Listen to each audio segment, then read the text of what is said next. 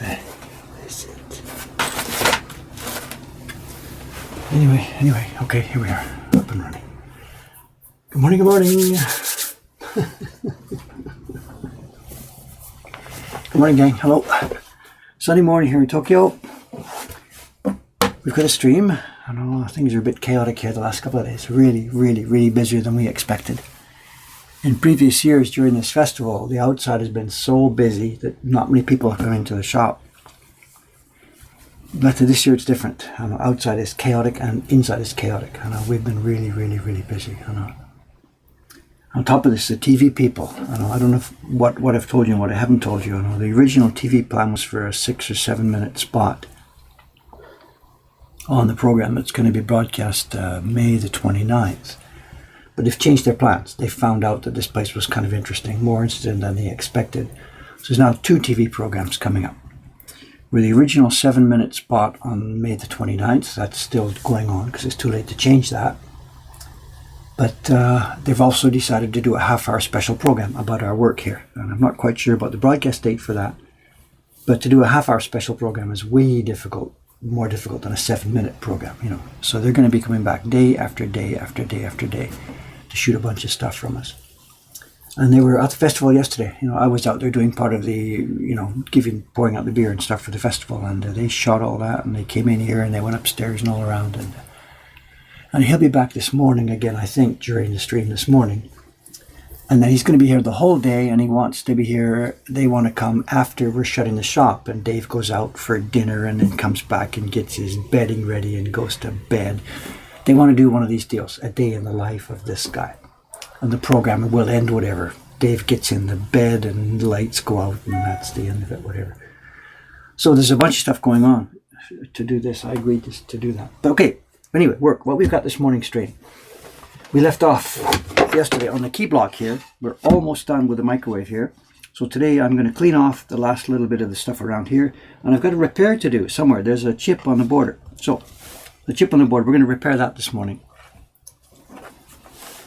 Repair that in the morning. And then I'm not sure if I do have time left over after doing that. I've got a ton of prints to check. They've got to go to Ome today. We've got a batch of prints that have been received from 3 of our printers, from Suga-san, from Kubota-san, and Kanai-san has brought back a whole bunch of Yoshida prints for me. And this is fun. She's working at home with her new baby. Kanai-san is the lady many of you don't know because she left here 2 years ago, 2.5 years ago, before we started streaming. She left here to have a baby.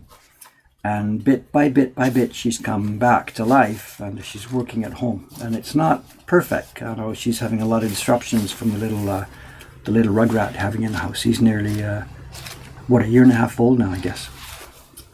So these are not all going to be perfect. She's had some disruptions. But anyway, I've got to check that this morning and send those to Ome. But first, let's get to work. I've got to finish this key block.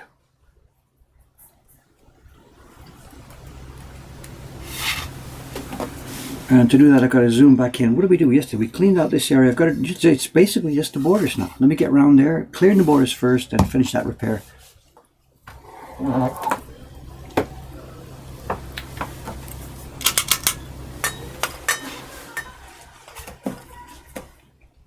Where are we going to start? Over here, now.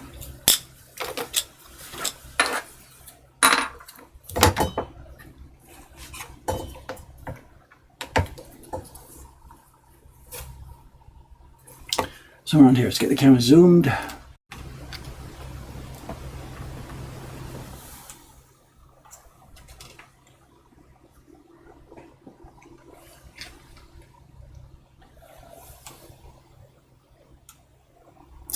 I was playing with the focus on this thing yesterday. We had it outside on the balcony and I could not get it to focus in the distant scene.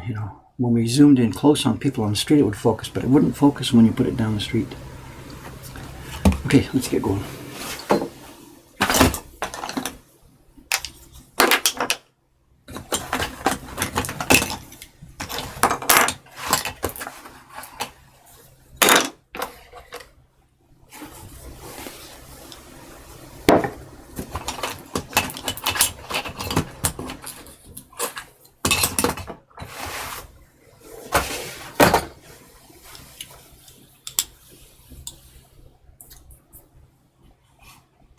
you're watching that, yeah, yesterday. I know there wasn't as much action yesterday as I'd expected. You know, really, Friday night there was a whole bunch of it that I should have caught, but I didn't. I didn't think it was happening yet. And then Saturday, yesterday, I was late on a bunch of them. The shrines kept coming down. I was too late getting out on there to turn it on, and so the camera was on for a whole bunch of time, and not much was really happening. And today, it's a bit different today. Today's the main festival. It's already started. It started at about 4 o'clock this morning. The people all gathered over at Asakusa Shrine to assemble. The 3 main portable shrines left there at 6 o'clock. And I've got the map. They publish a map of what the plan is for the day. And it's interesting. The 3 portable shrines leave the main compound at 6 o'clock. And by 7:45, nearly 2 hours later, they have gone about 100 yards. Because what's happening is during that first session, it's when hordes and hordes and hordes of people gather in to try and be the ones to carry them for the first session. And it's city people, it's gangsters, it's you name it, it's in there. And my God, it's a rush. I went over there to try and see it the first year I lived here. You can't get closer than about, I don't know, 200-300 yards. You can see nothing but heads. The TV crews have platforms to look down on it all, you know. And after that's done, after the first jostling and fighting is all done, then it's a question of taking turns. And each of the community groups has a turn of about 20 minutes or 25 minutes or somewhere around there to carry the shrine. And the handoffs are also dramatic. We will see here later this morning that there's a handoff scheduled for 10:40 Japan time. It's now 8:07 Japan time. There's a handoff scheduled for 10:40. And it happens right at that corner where I was showing yesterday, you know, where those 3 guys were busking with their old-fashioned music. That's where the handoff happens. So we won't get a view right from over top of it. We'll get a view from, you know, a bit ways down the street. I'll have the camera out trying to catch that. And the 3 or 4 years that I've been here watching these, it has gone very different ways. Some years it's been relatively peaceful. I mean, it's not a peaceful, it's a festival thing. And some years it's been a bit bloody. The gangsters try and horn in, and the city people try and keep them out. Which way it's going to go this year, I don't know. There was a very heavy police presence last year to try and keep the mob out of it, and I don't know what's going to happen this year. That won't be happening right underneath my window. It happens just a little ways down the street. So I'll try and zoom in. I'll try and get the focus figured out, and we'll see what we can see. And that happens. It's scheduled to happen at 10:40. So what I'll do is after today's stream, which ends at about 9:30 my time, I'll take the camera out there and set it up and just let it run. Then after that, for the rest of the day, it's what can I say? I don't know. Just we don't know what's happening. They will be lucky. Some shrines will come by. There will be stretches without anything coming by. And there's no schedule. It's just these things just parade around the district. So I'll just leave the camera running out there for the rest of the day, but there will be lots of times when there's not so much happening, just people walking by. And then bang, shrines will come by and it'll all be over in 3 or 4 minutes, and then a while till the next one comes by.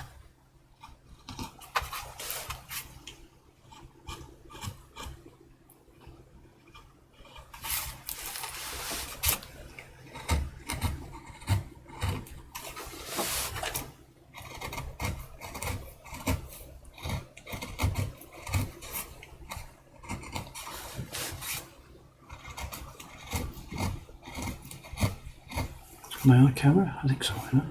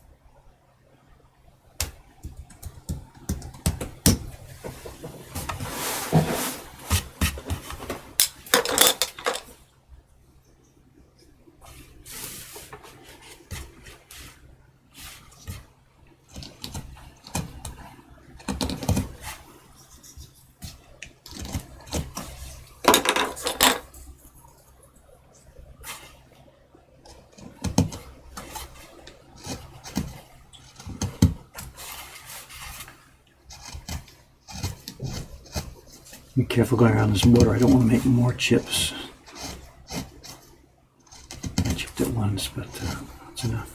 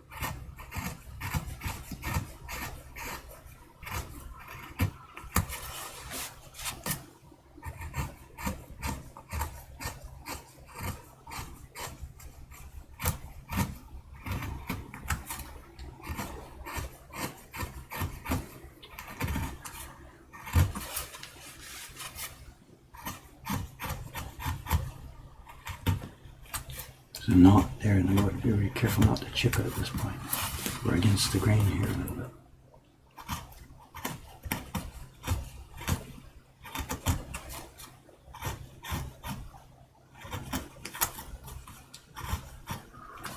Okay, I've come to the top of the curve, so we'll switch it around and start at the other end.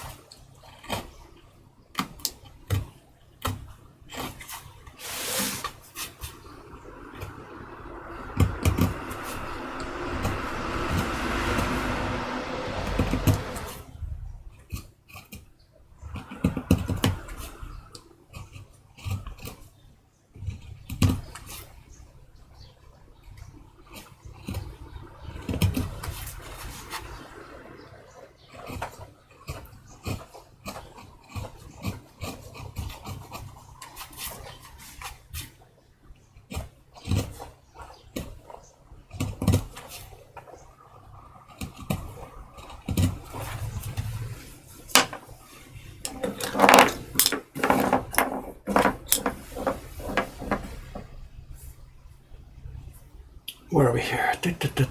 Missing some questions, am I? Hang on.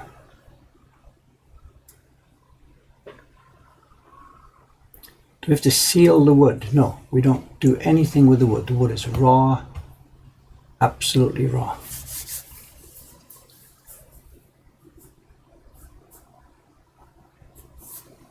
What's happening here? I don't know. What's the largest print you've ever seen? We don't play that game here. We don't make large prints here. The largest I've ever made myself is that scroll print that's hanging on the wall here. It's about a meter tall, maybe a foot wide, something like that. The largest that I know of that's made in the Japanese tradition here. There was a set of blocks. It's still around. NHK has done a special program on it some years back. Somebody back in the late Meiji period made a woodblock print. It's about the size of a Japanese tatami mat, which means it's about like 2 meters tall and 1 meter wide, or so in Western terms, about the size of a sheet of plywood or something.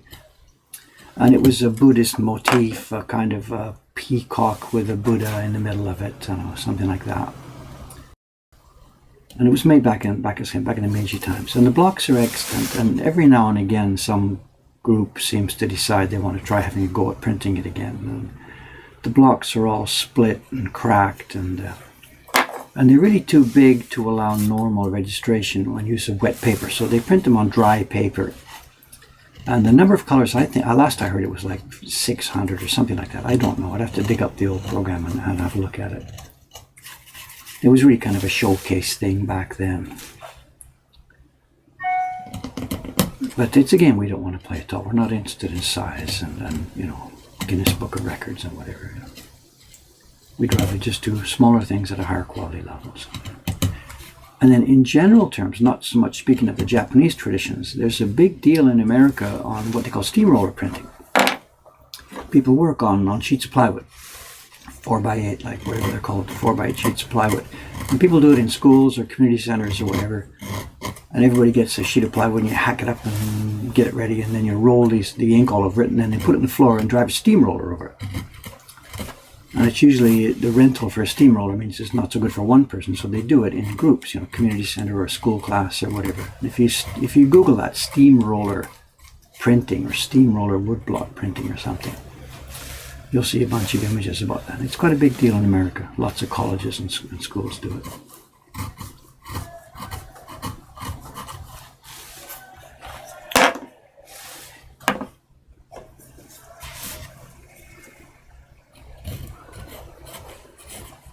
In contemporary terms, the largest Japanese print, you know, in the traditional Japanese style I've ever seen is the Yoshidas. They did a print of an eagle, a flying eagle. And it's about the size of 2 tatami mats. And they did it just before I came to the studio. So I came in the middle 80s. So they must have done that either in the late 70s or early 80s, just before I came.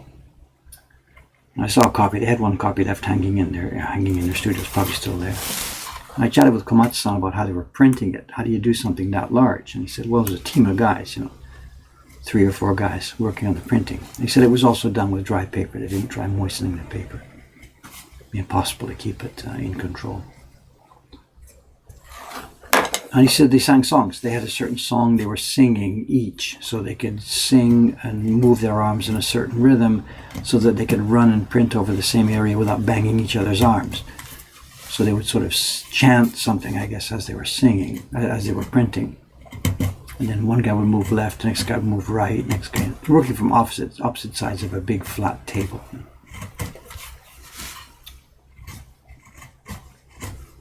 And the other thing about large printing, you'd have to Google this. My friend Mike Lyon, Lyon, has done lots of prints on tatami-sized paper, which we helped him procure here in Japan. And he's got a bunch of video on his website.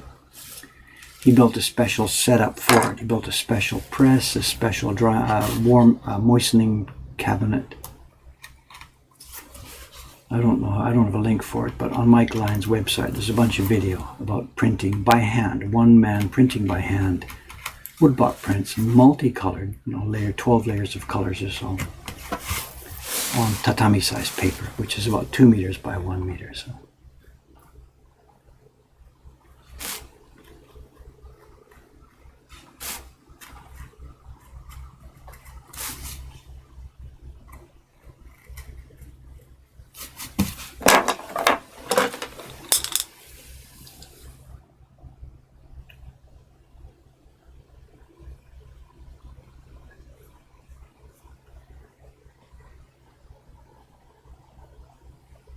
What are you asking me? What is under the block? You're asking me? Is me that? It's a non-slip. It's a bumpy. What do you call it? I don't know. Non-slip skid stuff. I can't find my blue cloth. I don't know. I suspect somebody might have thrown it away. I don't know.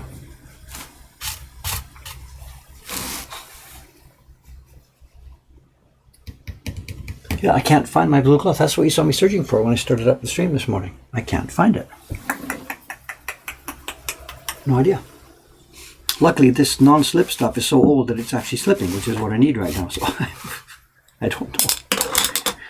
Is it a crisis? My blue rag is gone.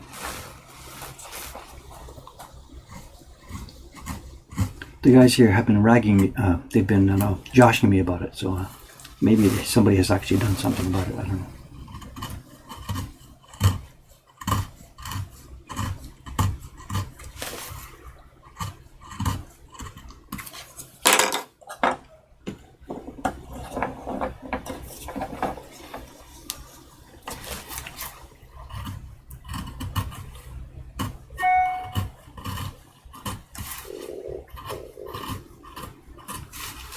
We've been planning and working on the new video. Not we, I'm planning the video. I've got some stuff ready, and I was going to maybe think about doing that video on Tuesday, but I've got a bit of a problem. I can't figure out how to end the story. It's sort of a specific episode and story I wanted to tell. But when I sat there planning it out, how it would start, how it would continue, how it would finish, it doesn't have a nice ending. It's boring. There's interesting points and stuff along the way. But I have a problem now that there's some of those videos on my channel that have a really nice story and they finish off and there it goes and everybody's satisfied. And that's the history that people know of those videos. So if they come to this one, if I do it and tell an interesting story and then go along and then just, okay, that's it, and just finish, it won't work well. It'll be very disappointing to me and to everybody.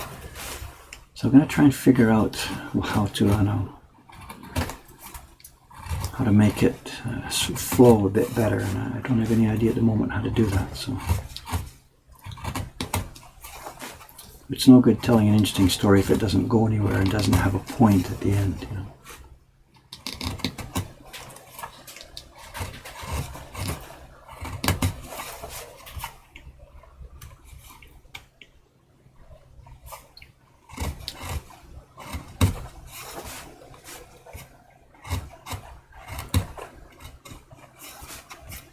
I don't know if you can hear it in the background, there's chanting off in the distance. Some of those 3 shrines are being carried around the district now all day. They came out of their the place where they're stored all year long. They came out of there at 6 o'clock this morning, and they'll be carried around the district. That's the idea, that the gods that are in those things have their visit around the district during the day. And they'll be parked back in their parking bays at about 7 o'clock tonight. And there's 3 of them. They're just literally numbered 1, 2, and 3. And this year, number 3 is coming near our district. And it doesn't come down our street, as I mentioned, but it comes to the corner. And last year, I think it was number 2 that was here. This year, it's number 3.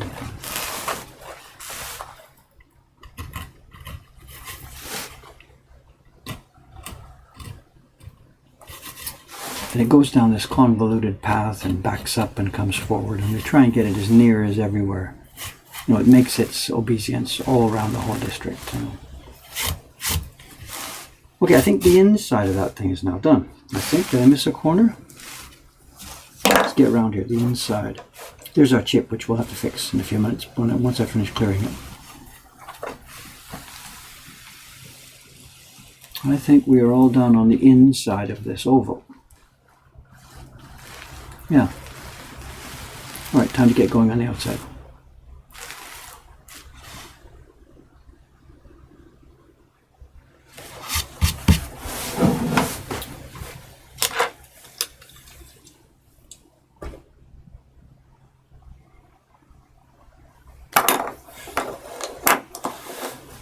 Yeah, the blue rag. I usually fluff. I swipe, and then throw it off to the side here. So it's possible that maybe it's under the bench or something here. I don't know.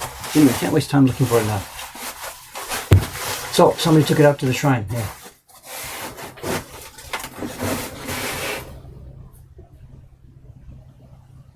The festival stream yesterday, it was fun. It was a little less interesting than I'd hoped it would be. I'm sorry. So, we'll see what happens today. I'm really not sure.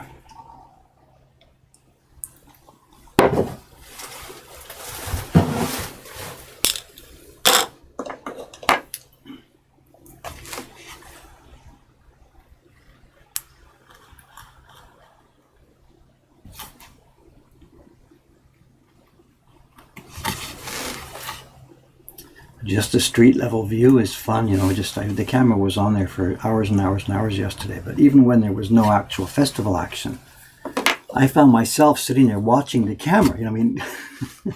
I live here on the street, and outside people just walk by all day long, but it was interesting for me just to actually watch it on the computer screen. Oh wow, look at that, somebody's doing something. Oh, look at that, It was funny. Seeing things on a monitor is different than seeing them in real life, and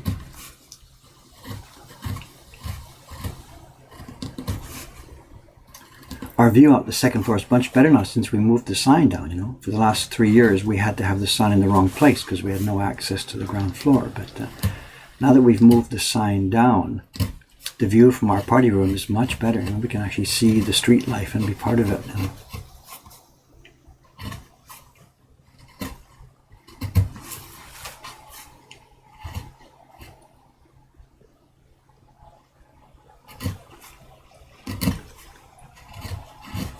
chanting in the background maybe. If the microphone picks it up or not, I don't know.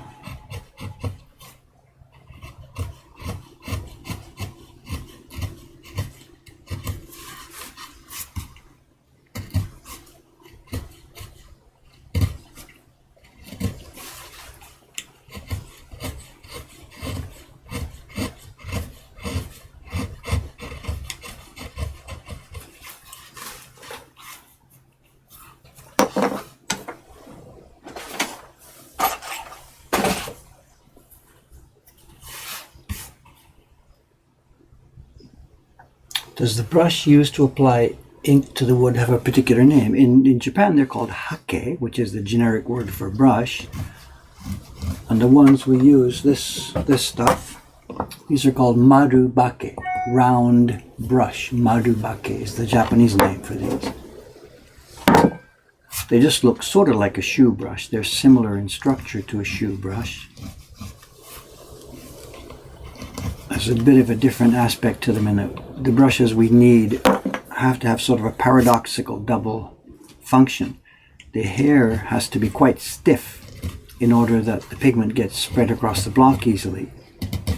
But if the hairs are too stiff, then they leave scratch marks in the pigment on the block, and you can see such scratch marks in the finished print. So we need brushes that have very stiff hair but that need very soft hair at the tip. And you can't do that. There's no specific animal or whatever that has that combination. So we use a stiff horse hair and then soften the tips so that just the tip edge becomes softened. It becomes like split ends in human hair.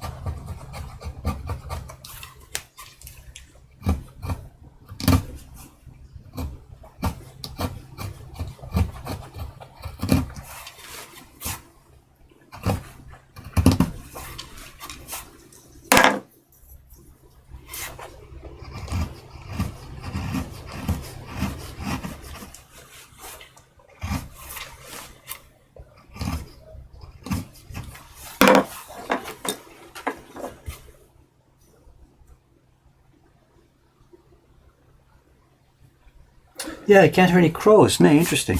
Either they're just, because of all the activity over near the shrine, maybe the crows are all sort of quietly keeping away out of sight in the parks or something. I don't know.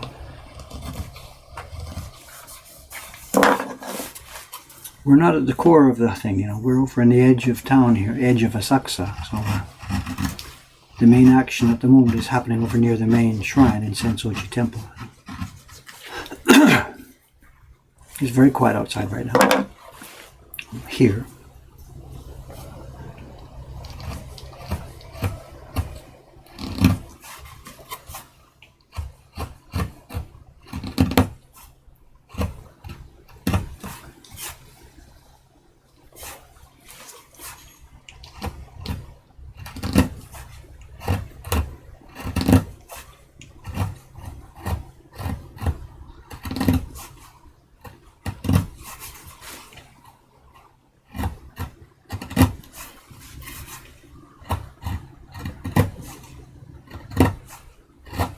Hard piece of wood here, a bit harder chunks in it. Maybe we want this. We chose a hard piece because we want this thing to last as long as possible, but it's hard. Bits of it are like iron here almost.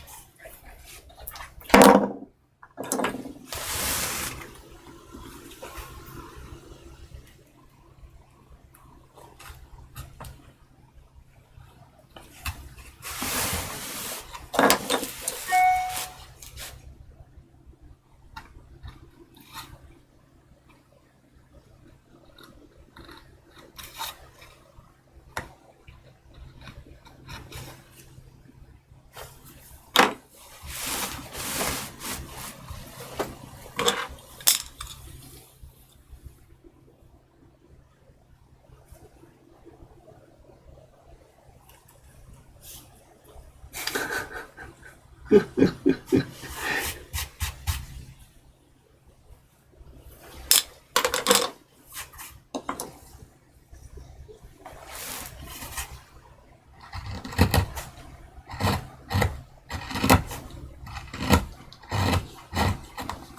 was a question about sharpening. Did I see something? Somebody's asking about sharpening. On timing, there's no specific thing on the timing. I know with me here, because I only really get to this bench for a couple of hours a day, not even a couple of hours a day, just a few minutes a day. I certainly don't sharpen every day because of that. When I'm back as a normal carver, or during the time I was carving just all day long, you sit down in the morning and carve, then any number of times during the day you sharpen or touch up tools. As you've seen if you've been watching the stream, the carving knife, the cutting knife, will sometimes pop or chip or break and need sharpening right then. These other tools, these chisels, they never break or chip. They gradually get to the point where they need sharpening. Because I'm a little tiny bit lazy on it, what happens is you do them in groups. You know, this one, for example, might need a bit sharpening right now, but the other ones are okay. So I'll just wait a little bit. And then when 3 or 4 of them are ready, then I'll pull up the stones and do 3 or 4 different chisels together and sharpen them all up at the same time. And in a normal day's work, that happens, a couple of times a day. The sharpening stone sits at the side of the carver's bench, moistened in the morning, and it's used off and on all day long. But because I only do this now a few minutes a day, I don't have a regular sharpening routine anymore.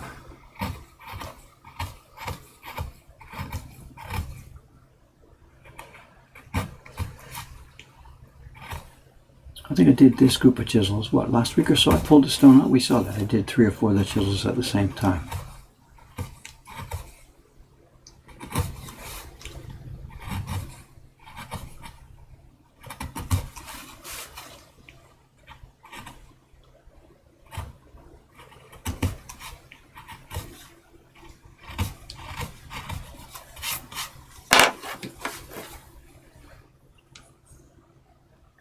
A chip of the blade getting stuck in the block. Well, no, I know when I'm using the carving knife, when it does break, that little tiny piece does stay in the wood, but you just pop it out. I know you can't leave a piece of metal stuck in there because it'll just break the knife after the sharpening. So no. I'm not cutting deeply here. There's nothing here, anything more than 0.0 level of depth here.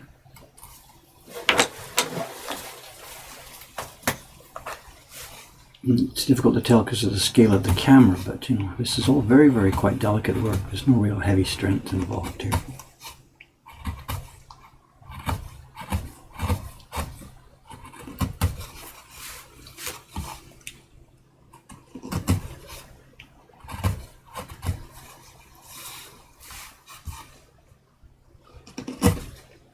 This is a hard piece. I'm really happy about this. This block has a chance to last a long time if we take care of it.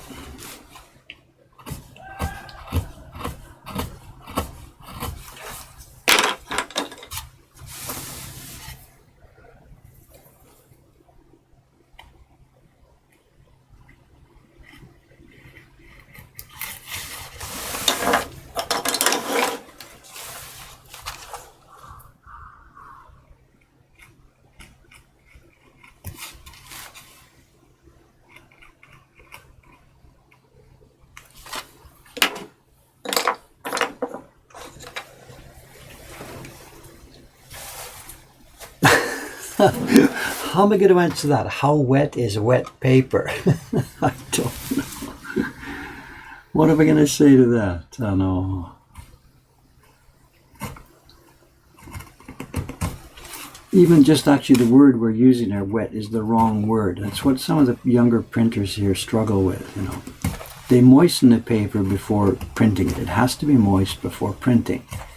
But if it's wet, if there's water, loose water in it, if it feels wet to the touch, then it doesn't work for printing. Too much water in it. There's no room for the pigment to go in. So the thing you try and get the younger people to feel is that the paper shouldn't be wet. The paper should be soft. So it's not how wet it is, it's how soft it is. The moisture in there, after having seeped through all the paper for a couple of hours and at least, or overnight, makes the paper soft. And that's the key.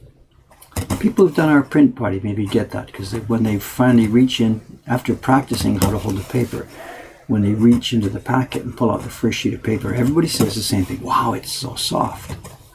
It doesn't feel wet. So if there's so much moisture in the paper, if you've put in so much that the paper feels soggy and cold because of the evaporation happening, then that's too much water. It's too wet. The goal is soft paper, not wet paper. But I can't possibly quantify it. It's just a question of feel, experience and feel.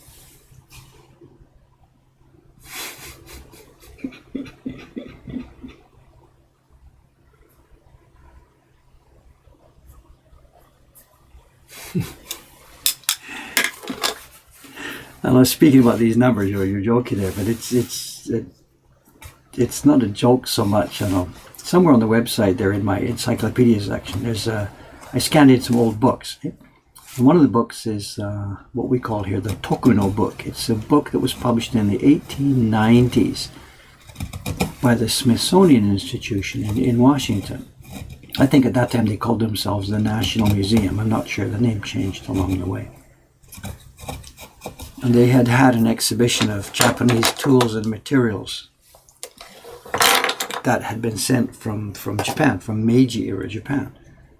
There was some kind of cultural exchange, and the Japanese sent over a full set of printmaking tools and materials along with some finished prints.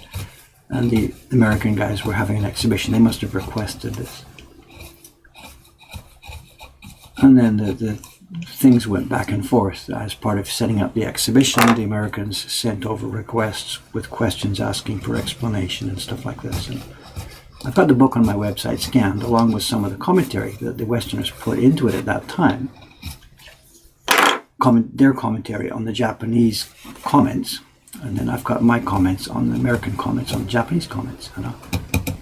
And there's a hilarious part in there where the questions had been going back and forth on how wet is the paper. And the Japanese side couldn't answer just exactly. Well, it's got to be wet enough, but not too wet, you know. It's got to be Goldilocks, was basically the answer. You know? But the American guys had a real scientific approach for this. They pushed and they pushed and they pushed. How moist should it be? They wanted an actual sort of number. So somehow, somewhere, somebody at one end of these things came up with a number, and I forget what it is. It's whatever, just make it up. 35.64 humidity or something. So somebody put a number on this that to two decimal places of accuracy, that's the moisture that should be in the paper when you're doing Japanese woodblock printmaking.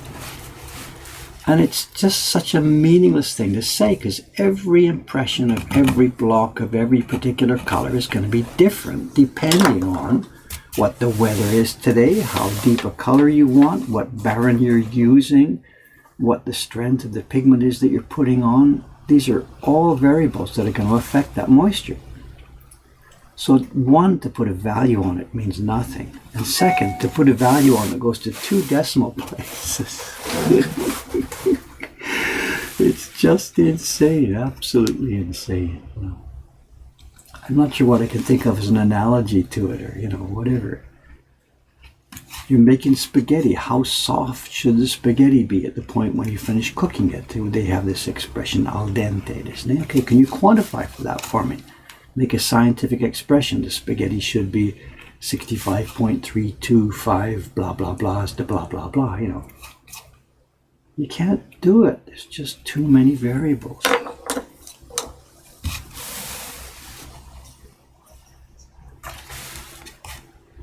How wet should the paper be? It shouldn't be wet, it should be soft. How soft should it be? Just right.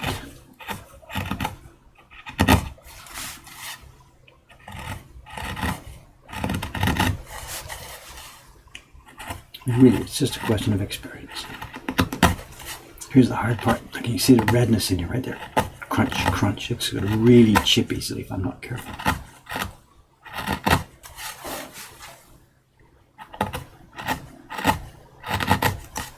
Cross grain.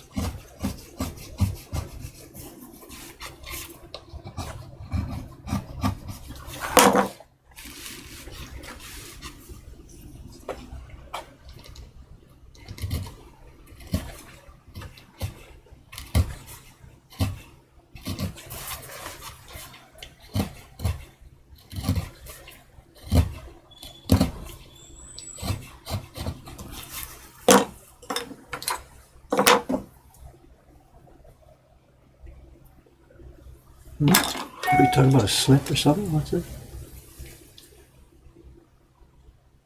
Dave's blade never slips. I'm not sure what you mean.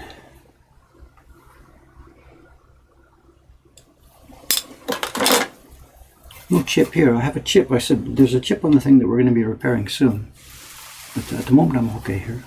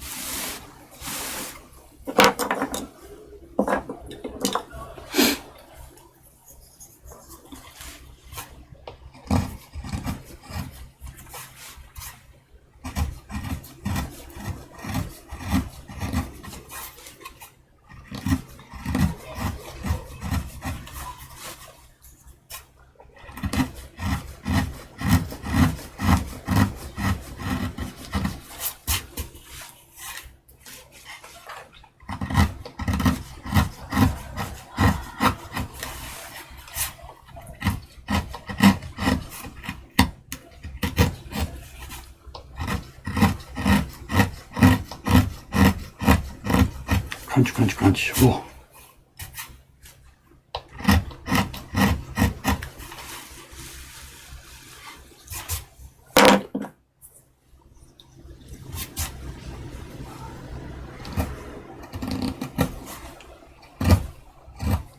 Okay for time, I think we're okay. Getting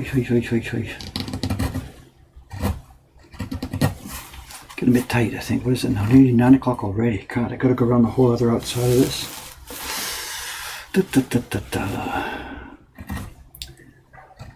Well, I can't be late on the stream today because we're really crowded. We've got parties booked all day. I'm the host for most of the parties. I know Kawai-san and Koizumi-kun will be here to help.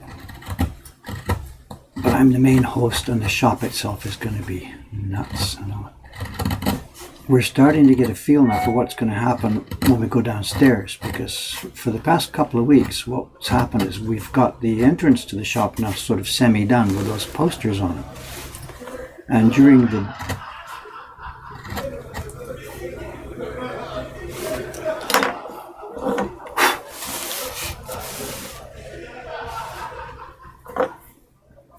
bunch of guys heading out for the return on duty, I guess.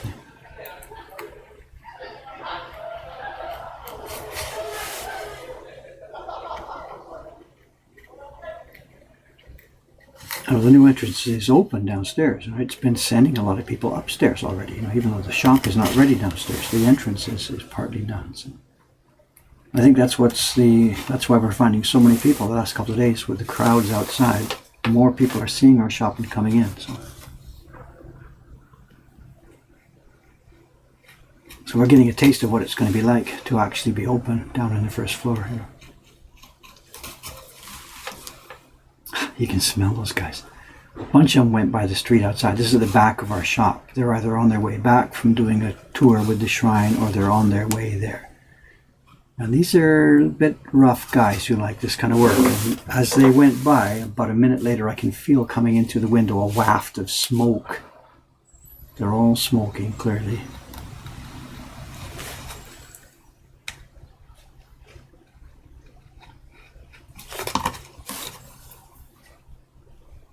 All day long, the groups from the committee will be taking their turns. There's the chip that I'll be fixing in a few minutes here. Groups take their turns, you know. No individual person will work on those shrines for more than like 15, 20 minutes. It's just too exhausting, you know. You're not allowed to do it quietly, you know. You can't carry a shrine down the street quietly and respectfully. That's not the idea. They've got to be shaken and shaken and tossed around as much as possible. I don't know the religious whatever behind it. I think the deal was, somebody could Google it, whatever, I don't know. Carrying a portable shrine, the more sedate you are, the less polite it is to the god inside. You know, he wants to be shaken and tossed around the community.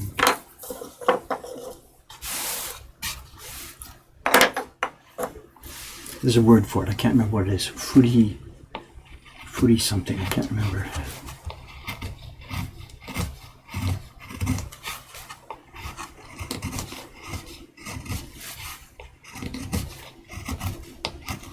Basically, everybody comes out of it just exhausted.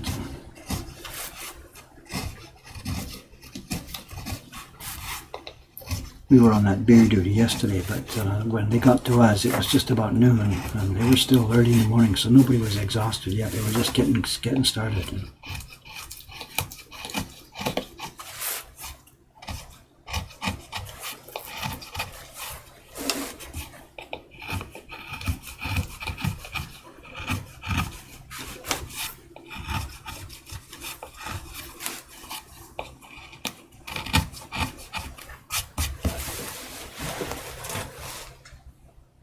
Now this is against the grain area here. We really want to be cutting this way. We want to be cutting this way, but we can't because it'll chip into the circle. So the wood grain is this way, but I'm going to have to work the opposite direction. So that means taking small cuts, pressing the knife blade down so it acts like a plane blade rather than a chisel. Excuse me.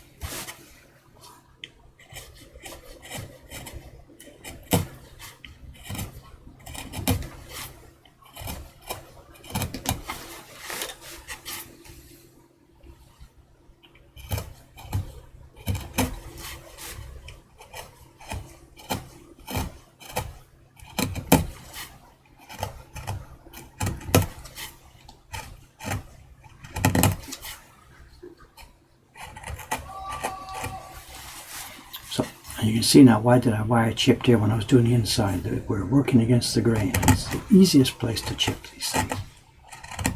I'm clearly working away so that as my chisel moves, it slices away from the wood. But because of that, we're going against the grain, and it's really chippy and clippy.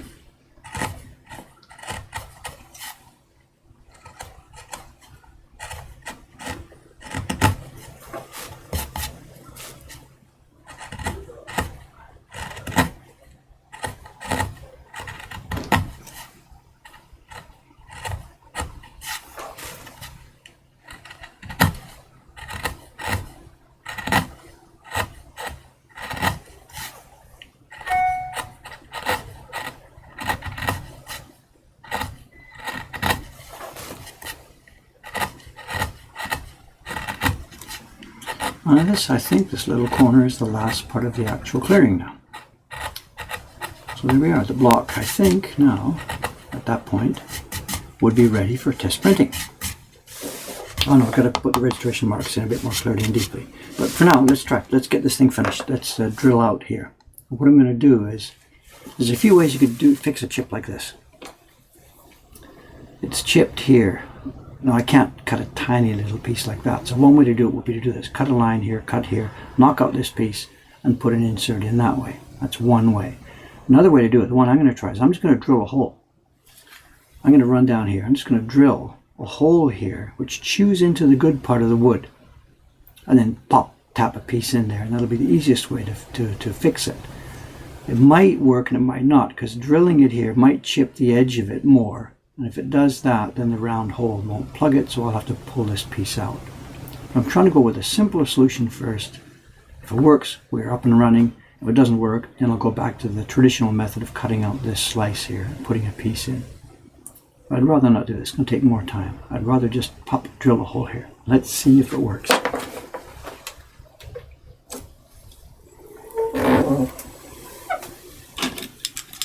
Missing comments, nay.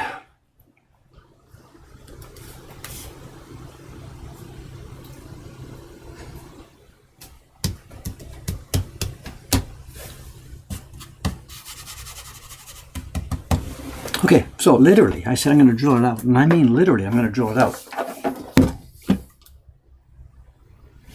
Ancient, old, traditional Japanese tools.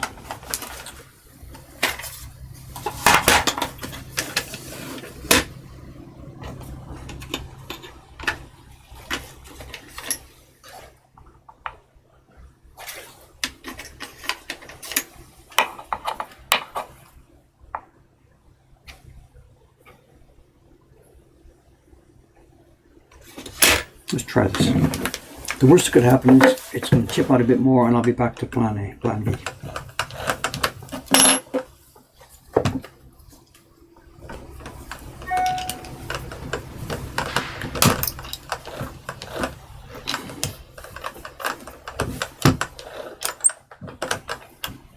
This drill has been abused downstairs. Me and Aoyama-san don't see eye to eye on tool maintenance. You know.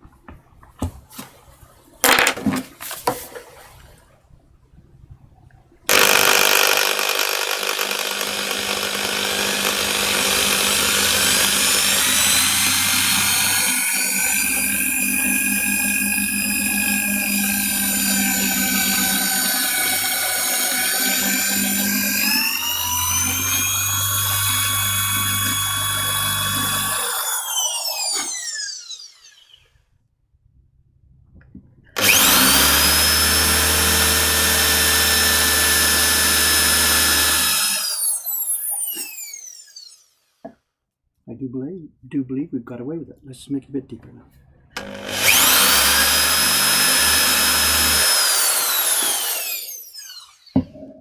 Okay, we got a clean edge. It's just all I wanted. Good.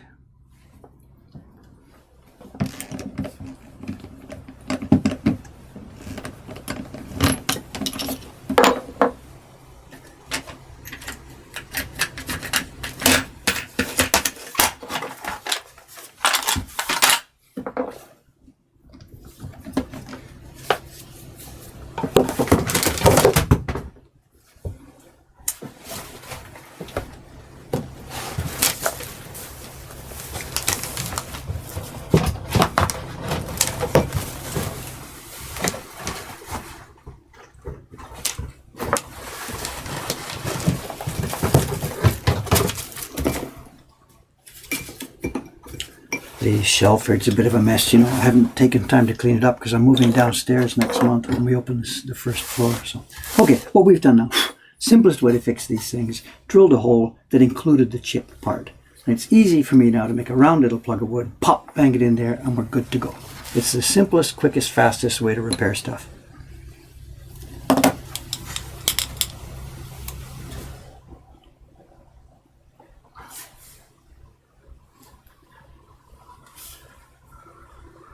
It's a blunt bit. I know how I am saying, as I said, I don't want to diss the guy here on the stream, but he and I don't agree on how to take care of tools. His idea, and I guess it's because the era he was born in, he's a younger guy than me, he's in his 30s, whatever, and for him, most tools these days are junk.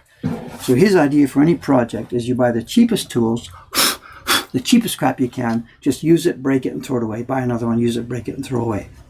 And I really don't want to do that. And he's buggered up my drill. He's thrashed the thing that you what do you call it, the clamp that ties the drill bits in. And that drill bit obviously is as dull as hell. He just doesn't care. It's a metal drill bit, and I know what he's done. He's tried to drill a hole in concrete with it. Whatever, I'm not supposed to be dissing the guy. Whatever, we all have our personalities. He's doing a really good job downstairs. But my God, the tools, crap.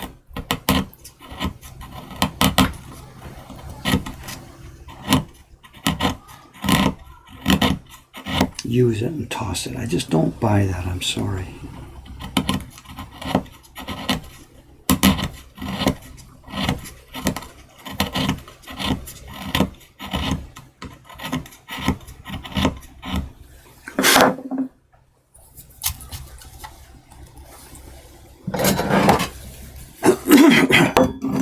Are we on camera still? Yeah.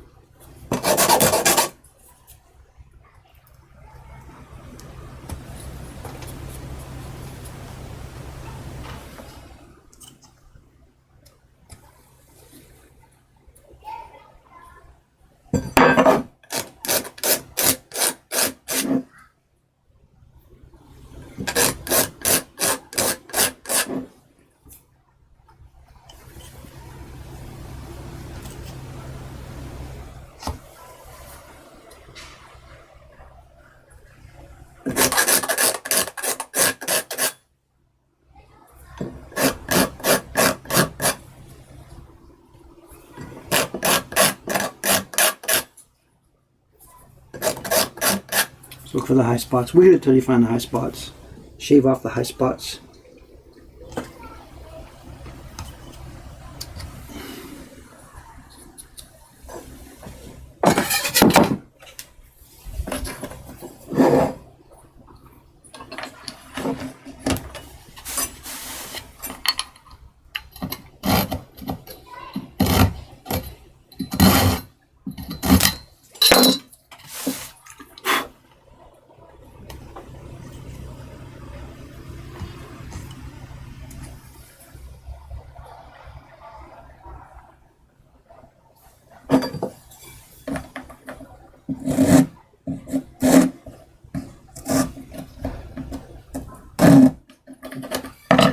Off camera. Sorry.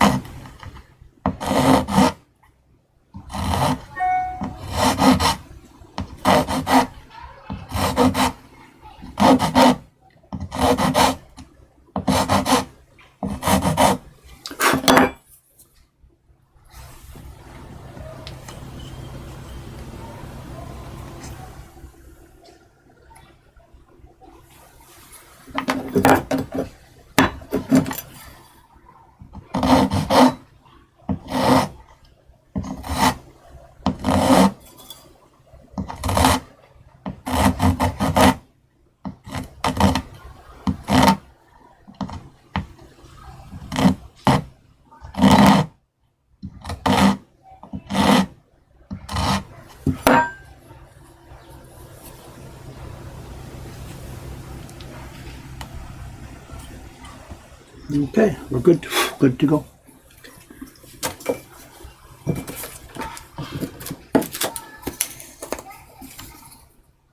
Probably don't need glue. I think it'll just wedge itself in there, and the water expansion as it's used will hold it tightly, but it's just a bit of insurance.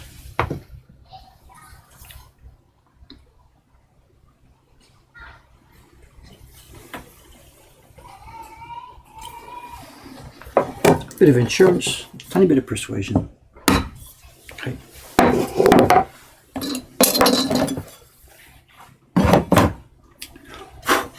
Now we've got a tool here, this next tool, not specifically ancient traditional Japanese, but works just fine. Actually, it is Japanese, I think. It's a saw with no kerf, no, normal saw teeth, they have a bit of side to side, to cut the wood. This one has nothing. These teeth are exactly flat, so I can put it on the plate here and cut this thing off. I'm going to give myself a little bit of insurance on that. I'll use a bit of paper, but the same thing, we can just cut, and we're cutting pretty much exactly at board level there. We get a good view, camera angle, I don't know. Which way should I do this? Can you see better that way? Hi.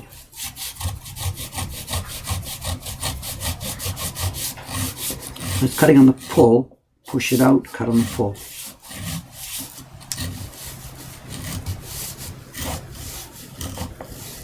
Take it easy.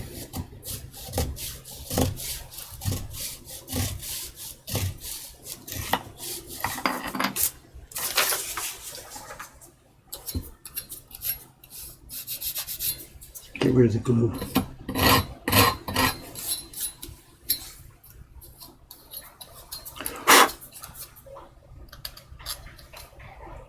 I always forget to do that. After cutting through a piece of wood that's got glue on it, you got to get rid of the glue on the saw or you're in trouble later.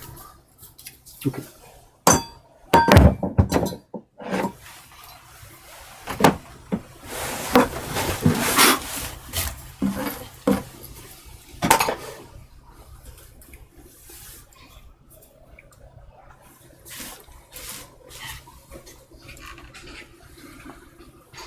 Come on, focus, focus. Is it okay?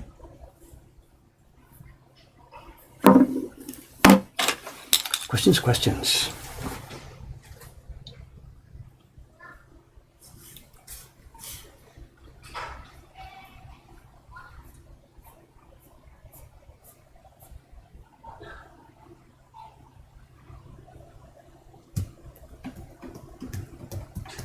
Do I have a turning bench? No, good grief. No. Just pop.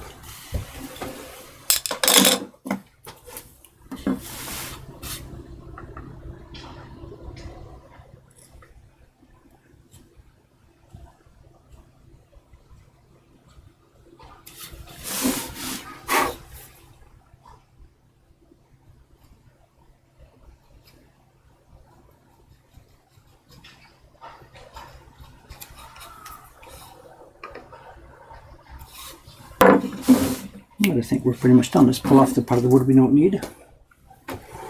This is going to be the last stage in today's stream here. I've got to get ready for the shop and the festival here today. So what we'll do is we'll just finish this off. What is it? It's 9:14, so I'll be shutting down a few minutes early. And the schedule for the rest of the day now is going to be, what I'm going to do as soon as I finish here, I'm going to take the camera out to the front window and put it up in the same place that I did yesterday. And I don't know really what's going to happen. I know the one part of the schedule that I do know is at 10:40, schedule time 10:40, one of the main shrines will come to the intersection just to the right of our shop. I'll set the camera up focusing on the intersection or pointed at the intersection. We won't be able to see the sweaty faces. You're just going to see people from a distance because it's 30 meters down the street or so. And that action, that's where, as I said, that's where there's possibly fights. There's possibly police presence. There's possibly people fighting over who gets to handle the shrine. I don't really know. 2 years ago, I saw lots of fighting there, blood on the sidewalk after they were done. Last year, there was nothing because the police really had a high presence there. What will happen this year, I don't have any idea. I'm not involved with the back, the back end of this festival. I'm a new face here, and they don't tell me this stuff. So I don't know what to expect. It could be just a clean, simple handoff of the shrine, a bunch of people looking for beer finishing, and then a new bunch of people taking over. Or it could be a bit more raucous. I don't know.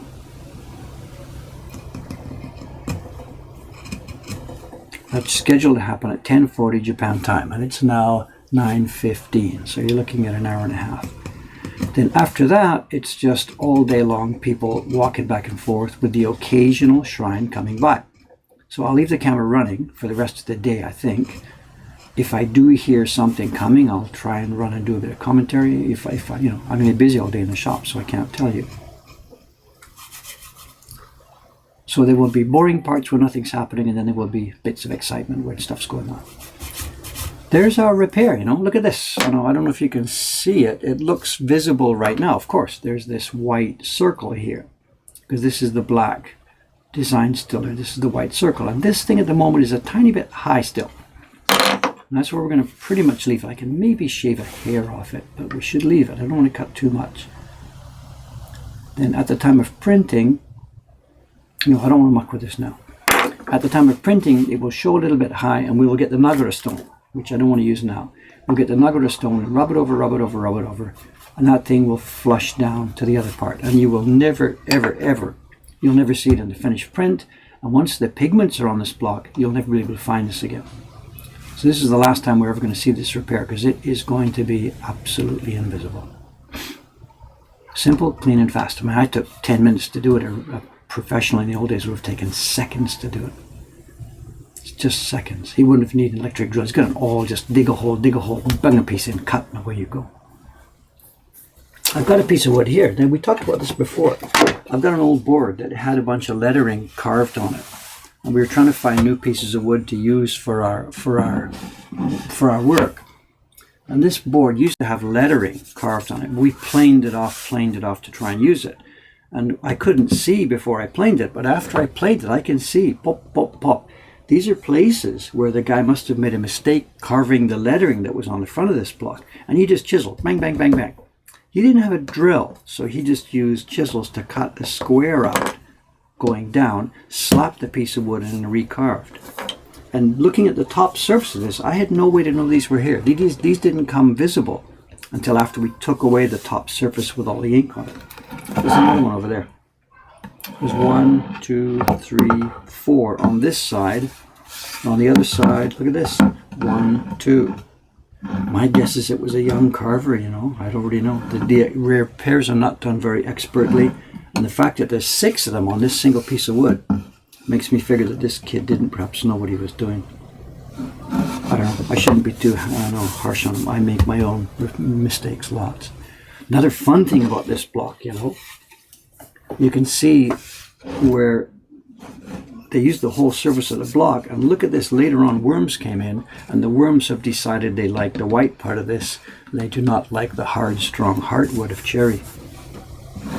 We couldn't see these from the top. It was just black on the top. The worms went inside and didn't come up to the surface. They didn't want to let their presence be known.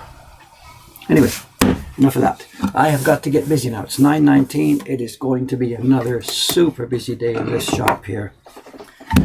What is it? It's Sunday. I've got another stream scheduled for Monday morning. I don't know what I'll be doing. It might be taking test printing from this block and starting production of the color separations for this. Or it could be I've got more sizing to do during the week. I've got to get started printing on a batch of owls, and I've got to do a bunch of print checking. So I'm not sure what tomorrow's stream will be. There we are. There we have it. The key block for the microwave is now finished, ready for washing and ready for test proofing. And I think I'll save that for a stream because it'd be more fun to show you guys how it works. Gentlemen and ladies, I am out of here. Thanks for watching. As I said, the camera will be up and running over on the balcony in about 20 minutes from now. Thanks again. Bye-bye, guys. Camera off. Mic is still there. Let's get ready and move this camera. Thanks for watching again. Bye-bye.